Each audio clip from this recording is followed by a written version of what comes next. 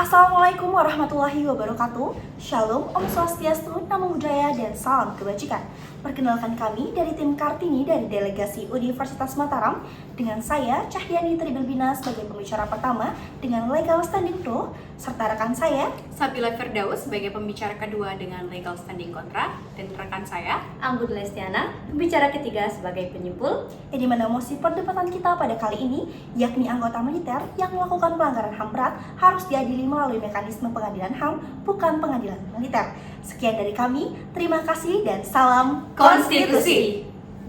Assalamualaikum warahmatullahi wabarakatuh. Shalom, Om Swastiastu, Namo Buddhaya, dan salam kebajikan.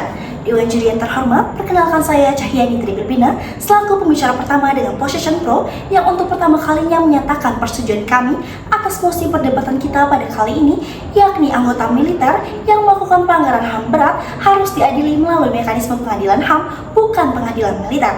Dewan juri yang terhormat, mosi ini lahir bukanlah tanpa sebab, melainkan mosi ini muncul dikarenakan pengadilan militer yang selama ini kurang mampu menangani kasus pelanggaran HAM berat secara adil dan transparan. Dewan juri, pengadilan militer juga seringkali berfokus pada aspek disiplin militer dan melindungi anggotanya sehingga menimbulkan konflik kepentingan serta impunitas. Dewan juri, dasar keberpihakan kami di sini berakar dari nilai-nilai luhur bangsa. Dewan juri, sebagaimana yang termuat di dalam pembukaan Undang-Undang Dasar 1945 alinea keempat yang berbunyi melindungi segenap bangsa Indonesia dan seluruh tumpah darah Indonesia, serta untuk memajukan kesejahteraan umum, mencerdaskan kehidupan bangsa, serta ikut melaksanakan ketertiban dunia berdasarkan kemerdekaan, perdamaian abadi, dan keadilan sosial. Dewan juri, alinea ini secara eksplisit menegaskan bahwa negara wajib melindungi seluruh rakyat Indonesia tanpa terkecuali, termasuk korban pelanggaran HAM berat itu sendiri. Dewan juri, keadilan sosial dan perdamaian abadi yang disebutkan di dalam konstitusi ini tidak mungkin tercapai. Dewan juri, apalagi bila pelaku pelanggaran HAM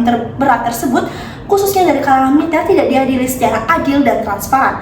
Maka dari itu, Dewan juri yang terhormat, keberpihakan kami terhadap mosi ini dilandasi 3 argumentasi utama, yakni yang pertama dari segi filosofisnya. Dewan juri, dalam doktrin Hals-Kelsen yang mengatakan hukum adalah tatanan norma yang bertingkat-tingkat dan berakhir pada norma dasar, yakni keadilan itu sendiri. Dewan juri, dalam pandangan filosof ini, Dewan juri, semua hukum itu bertujuan akhir pada keadilan. Jika sistem hukum itu gagal diwujudkan dalam keadilan, maka sistem tidak sah secara moral dan filosofisnya. Dewan juri, pelanggaran HAM berat merupakan kejahatan yang luar biasa. Dewan juri, yang dimana ini tidak adil jika kejahatan yang seberat itu diadili oleh institusi militer, yang dimana ini bisa bias dan tidak objektif. Dewan juri, artinya kejahatan luar biasa itu perlu diselesaikan dengan pengadilan luar biasa juga. Dewan juri, yakni pengadilan HAM yang independen.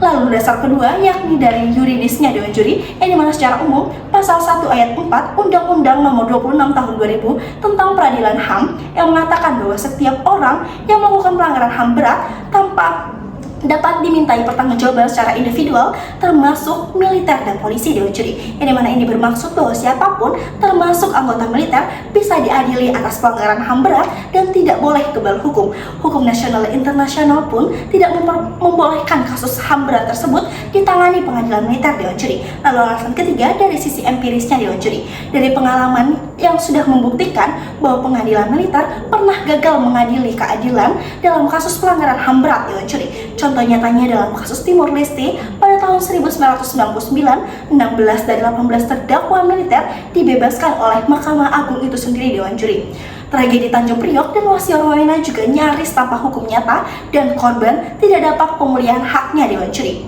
pengadilan militer dalam praktiknya terbukti tidak transparan. Dewan juri, tertutup dari akses publik serta lebih memprioritaskan perlindungan terhadap institusi militer daripada mengungkapkan kebenaran hukum. Dewan juri, Komnas HAM juga mengatakan bahwa berbagai laporan juga menilai bahwa proses pengadilan militer kerap tidak memenuhi prinsip due process of law. Dewan juri, terutama dalam kasus pelanggaran HAM berat ini yang semestinya menjadi yuridiksi pengadilan HAM. Dewan juri, realita ini menunjukkan bahwa mempertahankan mekanisme pengadilan militer untuk pelanggaran HAM berat hanya akan terus melanggengkan budaya impunitas dan mencederai prinsip negara hukum. Dewan juri, maka dari itu, Dewan juri terhormat, sebagai bentuk ius constitutionum saya menawarkan solusi berupa 1. Pengajuan perancangan undang-undang amandemen undang-undang terhadap Undang-Undang Nomor 31 Tahun 1997 tentang Peradilan Militer dan Undang-Undang Nomor 26 Tahun 2000 tentang Pengadilan HAM. Dewan juri, tujuannya adalah mengalihkan yurisdiksi pengadilan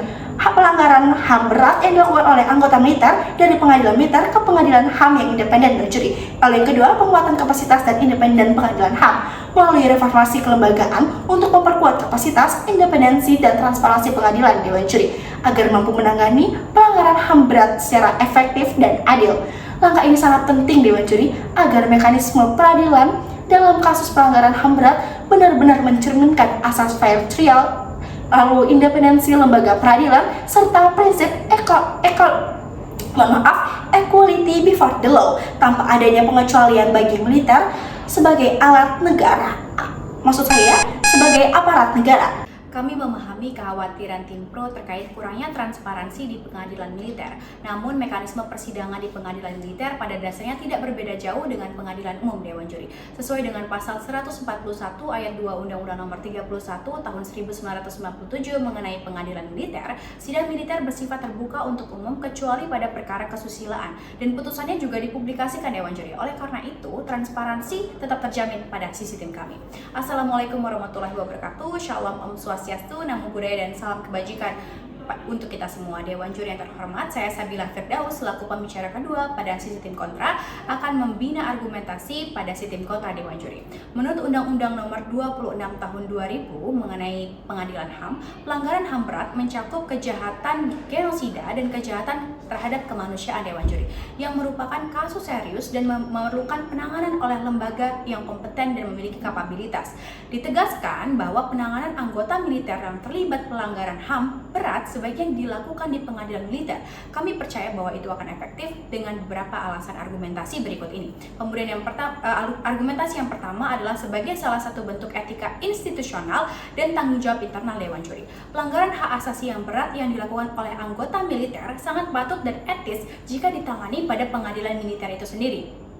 Hal ini sebagai bentuk dari institusi militer yang bertanggung jawab atas anggotanya sendiri Dewan Juri, bukan lepas tangan. Kemudian integritas yang dimiliki oleh institusi militer akan lebih terlaksana dan menguatkan integritas itu sendiri di mata publik. Menilik pada pasal 42 Undang-Undang Nomor 26 Tahun 2000 mengenai pengadilan HAM, bahkan menjelaskan bahwasannya komandan militer atau seseorang yang secara efektif bertindak sebagai komandan militer dapat dipertanggungjawabkan terhadap tindak pidana yang dilakukan. Maka dengan hal ini bisa dilihat pertanggungjawaban yang tidak bisa dilepas oleh anggota militer yang melakukan pelanggaran HAM berat. Kemudian argumentasi yang kedua adalah kompetensi substantif militer dan kapabilitas pengadilan militer yang di sini akan lebih menjamin. Perlu untuk kita memahami perkara HAM berat yang melibatkan militer yang melakukan pelanggaran HAM berat yang seringkali terjadi dalam situasi konflik bersenjata, kemudian operasi taktis dan juga situasi darurat, yang dimana tentunya penafsiran terhadap tindakan pelanggaran HAM berat menunjukkan bahwa kejahatan semacam ini tidak terjadi secara sederhana atau spontan. Pelanggaran seperti genosida atau kejahatan terhadap kemanusiaan umumnya dilakukan melalui perencanaan yang sistematif dan melibatkan struktur komando yang terorganisir dengan baik, sehingga pengadilan militer memiliki pemahaman mendalam atas kondisi operasional, doktrin militer, dan struktur komando yang lebih baik Dewan Juri, sehingga secara tidak langsung mereka memiliki kapabilitas yang pas. Oleh karena itu, peradilan militer dapat menyidangkan perkara tersebut dengan lebih adil dan proporsional karena memahami konteks tindakan militer tersebut. Lanjut terhadap mekanisme kami Dewan Juri, kami percaya bahwasannya dengan mengikuti teori Lawrence M. Friedman dalam teori sistem hukum yang menyatakan bahwasannya efektifnya suatu penegakan hukum ditentukan dari 3 aspek, di mana adanya legal substance, legal culture, kemudian legal structure itu sendiri. Sejalan dengan tatanan argumentasi kami, maka di sini mekanisme yang kami akan berikan adalah memperkuat legal structure, yaitu pengadilan militer itu sendiri. Yaitu yang dimana kami ingin adanya pembentukan majelis hukum khusus yang bersifat ad hoc dan juga melibatkan pakar HAM, yang dimana hakimnya terdiri dari 5 orang yang masing-masing terdiri dari 3 orang hakim sipil dan 2 orang hakim militer. Artinya selama proses persidangan, hak-hak sipil dan hak-hak militer tetap dalam porsi yang sama. Tujuannya di sini adalah menciptakan check and balances dalam penanganan perkara pelanggaran HAM berat, sehingga tidak akan ada kekhawatiran mengenai impunitas atau konflik kepentingan pada sisi tim kami, karena hakim dan jaksa sipil berperan sebagai penyeimbang independence yang bebas dari tekanan militer Dewan Juri. Untuk menciptakan mekanisme tersebut perlu penguatan juga dari legal substance, yaitu merevisi Undang-Undang Nomor 26 Tahun 2000 Pasal 42 mengenai pengadilan HAM agar penyelesaian perkara pelanggaran pelanggaran HAM berat diselesaikan di ranah pengadilan militer, bukan pengadilan HAM, tetapi melibatkan hakim sipil dan pakar HAM juga Dewan Juri. Dengan demikian, kami meyakini bahwa alasan-alasan tersebut akan membentuk legal culture yang baik, menjamin keadilan bagi saksi dan korban, serta meningkatkan kepercayaan publik karena proses berjalan secara lebih etis dan adil. Kemudian, dengan alasan-alasan itu, mari kita melihat bagaimana hebat dan dari pengadilan militer yang mempunyai kapabilitas yang mencukupi, dan tentunya dengan alasan-alasan itu pengadilan militer lebih bisa menghandle atau bisa menangani perkara pada anggota militer yang melakukan pelanggaran HAM berat, kemudian mereka dapat menangani perkara tersebut dengan lebih baik. Dengan alasan-alasan itulah kami bangga menjadi Hakim Kota. Terima kasih. Assalamualaikum warahmatullahi wabarakatuh. Salam, Om Swastiastu, Namo Buddhaya, dan salam kebajikan. Dewan Juri yang terhormat, serta pemerhati hukum yang budiman. Saya Anggun Lestiana, selaku pembicara ketiga yang akan menyimpulkan perdebatan kali ini. Sebelum menyampaikan kesimpulan, izinkan kami mengulas kembali mosi debat pada hari ini. Mekanisme hukum manakah yang paling tepat untuk mengadili anggota militer yang melakukan pelanggaran HAM berat? Inti dari debat ini adalah apakah pelanggaran tersebut lebih tepat diadili di pengadilan militer atau pengadilan HAM? Maka marilah Dewan Juri kita bandingkan argumentasi dari kedua tim. Yang pertama, dari segi akses keadilan dan transparansi. Tim pro menyoroti bahwa meskipun secara hukum pengadilan militer bisa terbuka, dalam praktiknya kerap tertutup dan berpihak pada institusi bukan korban. Sementara pengadilan HAM meskipun tidak sempurna menjunjung prinsip keterbukaan dan independensi. Dan yang kedua, terkait kapasitas memahami konteks militer. Tim kontra memang menekankan bahwa hanya pengadilan militer yang memahami struktur dan doktrin militer. Namun, ini bisa diatasi dengan menghadirkan ahli militer di pengadilan HAM selama prosedur hukum mengizinkan. Tim pro membawa 3 lapis argumen yang kuat Dewan Juri yang terhormat. Yang pertama adalah filosofis. Keadilan sejati hanya terwujud jika diadili di luar institusi sendiri. Dan yang kedua, mereka juga membawakan yuridis. Undang-Undang Nomor 26 Tahun 2000 dan norma internasional mendukung pengadilan HAM. Mereka juga membawakan empiris Dewan Juri yang terhormat yang berisikan pengadilan militer terbukti gagal menangani kasus berat secara adil seperti di Timor Leste dan Tanjung Priok. Mereka juga menawarkan solusi yang konkret, mengamandemen undang-undang agar semua kasus HAM berat masuk ke pengadilan HAM. Tim kontradisi selain menekankan bahwa etika institusional pengadilan militer memperkuat tanggung jawab internal. Kapabilitas kontekstual hanya pengadilan militer yang paham dinamika operasi, dan mereka juga mengatakan yuridis alternatif dan membawakan pasal 42 Undang-Undang Nomor 26 Tahun 2000 memungkinkan pertanggungjawaban di internal militer. Mereka mengusulkan majelis ad hoc sebagai solusi kompromi di sini Dewan Juri yang terhormat. Pun Dewan Juri, kami menyadari bahwa isu ini sangat kompleks. Namun, semangat utama dari perdebatan ini adalah memastikan keadilan dan akuntabilitas hukum tetap tegak dalam negara demokrasi.